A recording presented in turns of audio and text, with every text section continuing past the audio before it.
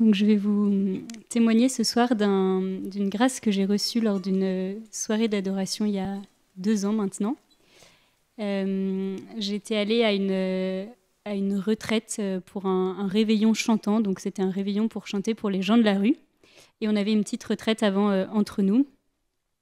Et en fait, moi, ça faisait 3 ans que je vivais des choses un peu difficiles, un retour d'une mission humanitaire qui s'était passé difficilement. Et du coup, j'avais eu des hauts et des bas. Ça avait un petit peu ébranlé ma foi, ma confiance en Dieu, ma confiance en moi. Et du coup, j'avais eu beaucoup d'angoisse dans ma vie de prière. Voilà, je voyais vraiment Dieu. Enfin, je me sentais pas du tout libre et je voyais Dieu comme quelqu'un, voilà, de très grand, de très puissant, mais je voyais pas forcément comme quelqu'un qui m'aimait. Et je suis allée à cette retraite en me disant que ça allait mieux, mes angoisses avaient un peu disparu et que je pensais que le silence, j'allais pouvoir gérer. Et en arrivant là-bas, on a eu un topo sur le pardon. Et le prêtre qui animait ce topo nous disait que voilà, on avait sûrement tous des pardons à poser qui pouvaient être assez difficiles. Et moi, je me disais en moi, moi c'est bon, je suis passée à autre chose.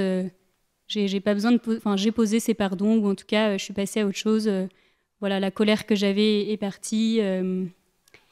Et finalement, ce topo m'a beaucoup travaillé et sont revenues beaucoup de choses que j'avais enfouies au fond de mon cœur. Oui, beaucoup d'angoisses sont remontées. Sauf qu'à ce moment-là, je me disais, en fait, là, je sais plus quoi faire parce que j'avais déjà fait beaucoup de choses humainement pour me sortir de cette situation. J'avais discuté avec beaucoup de gens, des amis, des prêtres, et j'avais eu beaucoup d'aide. Et là, je ne voyais pas ce que je pouvais faire face à toutes ces angoisses, tout ce qui remontait. Et donc, le prêtre qui était là m'a proposé le soir à la soirée d'adoration, vraiment d'aller d'aller tout remettre aux pieds du Seigneur. Et donc le soir arrive la veillée d'adoration, donc c'était le 31 décembre. Et donc juste avant, en fait, on nous proposait d'aller vraiment au pied du Saint-Sacrement, chacun à son tour, et que les autres prient pour nous. Et juste avant d'aller au pied du Saint-Sacrement, il y a eu la phrase qui a été dite. Alors, que je vous redite exactement la phrase. « Voici que je me tiens à la porte et je frappe. Si quelqu'un entend ma voix et ouvre la porte, j'entrerai chez lui. Je prendrai mon repas avec lui et lui avec moi. » Et donc, je suis allée devant le Saint-Sacrement et j'ai dit, ce soir-là, c'était vraiment un acte, mon dernier acte, de dire, Seigneur, là, j'ai tout donné, j'ai donné tout ce que je pouvais humainement. Donc maintenant, je baisse les armes et je te laisse combattre pour moi, je te laisse prendre ma vie, je te laisse les commandes parce que moi, j'y arrive plus. Et donc j'ai fait ça et juste après j'ai été vraiment envahie d'une grande paix, d'une grande joie que je n'avais plus depuis plusieurs années. Et c'était vraiment cette joie d'être aimée infiniment de Dieu que j'avais. Je pense que c'était vraiment la rencontre avec le Seigneur ce soir-là. Et j'ai senti au fond de moi que j'avais pu pardonner à tous ceux qui m'avaient, tout ce qui avait pu me blesser. Que ce soit pendant ma mission à l'étranger, mais aussi tout ce que j'avais, toutes les blessures dont j'avais pris conscience en rentrant. Pardonner à mes parents, pardonner à toutes les personnes pour qui ça a été difficile. Et j'ai senti une vraie libération, une vraie joie. Et donc je vous invite vraiment ce soir à pouvoir déposer au Seigneur tout ce que vous avez dans le cœur et à lui demander de venir éclairer aussi votre cœur, éclairer peut-être les parties un peu plus sombres qu'on préfère enfouir. Le Seigneur, il les connaît, mais il a besoin que vous lui donniez, parce qu'il ne fera pas sans vous. Et là, le Seigneur, il attendait juste que je puisse lui dire, vas-y, rentre dans mon cœur et viens y faire ta demeure. Et donc vraiment, je vous invite à pouvoir faire ce pas ce soir. Et ça sera peut-être pas magique, mais en tout cas, laissez-vous regarder par le Seigneur qui est dans le Saint-Sacrement et qui aime chacun d'entre vous et qui connaît vraiment chacune de vos blessures et qui veut les les remplir de son Esprit Saint. Donc voilà, je vous invite à faire cette démarche ce soir. Amen.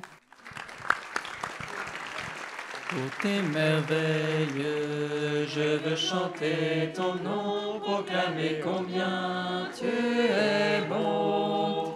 De toi et de toi seul, Seigneur, dépend mon sort. Ô mon roi, mon Dieu, je t'adore. Voilà, moi je vais m'adapter un peu à l'audience. Donc je vais vous parler de demande en mariage et d'adoration. Voilà. Alors c'était en novembre 2021. Voilà, j'avais très envie de demander, enfin j'étais très amoureux, et j'avais envie de demander Edwige en mariage. Mais je n'étais pas sûr, alors j'ai prié le Seigneur, je lui ai dit vraiment, guide-moi, fais-moi un signe. Et je me suis dit, ok, j'ai une idée. Je vais lui proposer de faire une adoration à Montmartre du 31 décembre au 1er janvier, dans la nuit, là où tout le monde fait la fête. Et voilà. Et si elle se réveille pour l'adoration, je la demande en mariage. Donc c'était simple. J'avais dit, Seigneur, si elle se réveille, je la demande en mariage. Si elle ne se réveille pas, je la demande pas. Du coup, j'avais ma bague qui était prête, tout. 31 décembre, on arrive à Montmartre, magnifique.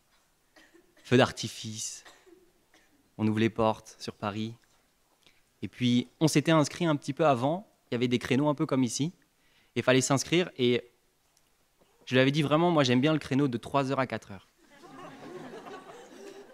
Et comme par hasard, il y avait des gens qui avaient pris ce créneau, il n'y avait plus de place. Et les sœurs, elles me disent, non, il y a trop de monde à 3h, 4h. Donc je dis, ok, on prend 2h, 3h. Donc on s'inscrit à 2h, 3h tous les deux. Après la messe, vers minuit et demi, on va se coucher. Je mets mon réveil à 1h50, je suis stressé.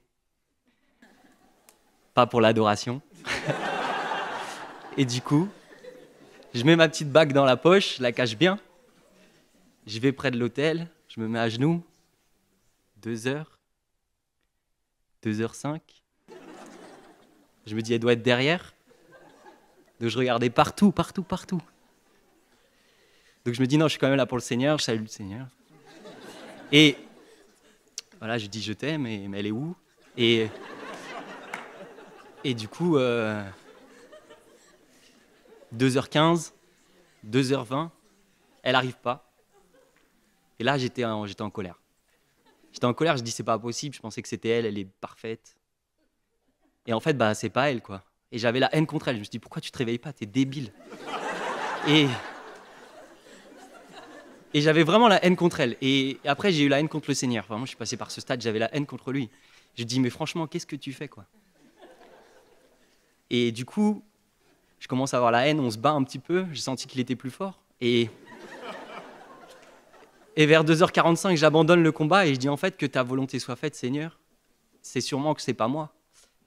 Donc il y a toute cette lutte, je prie pour elle, je la pardonne, j'essaye de demander pardon, je m'étais un peu énervé. Et 2h55, je la vois arriver en fleurs avec un grand sourire. Et je l'accueille et j'étais pas bien, vraiment Et donc elle s'assoit à côté de moi, son sourire il tombe, elle me dit ça va pas? Je dis non, pas de faim, je dis ça va. Et du coup là vraiment je suis passé, j'ai compris que je me suis mis, j'ai commencé à prier et j'ai compris qu'en fait, le Seigneur, il ne nous ôtait pas notre liberté. Il ne voulait pas nous ôter notre liberté. Et il voulait vraiment de ces 1 heure avec moi en adoration. Et du coup, je me suis dit, elle s'est quand même réveillée à 3h pour adorer. Donc je l'ai demandé en mariage. Elle a accepté. Et je lui ai dit, là, je vais me coucher et je te laisse ton heure avec le Seigneur. Voilà. C'était mon témoignage.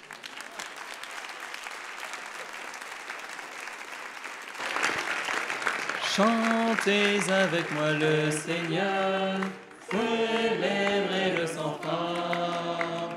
Pour moi, il a fait des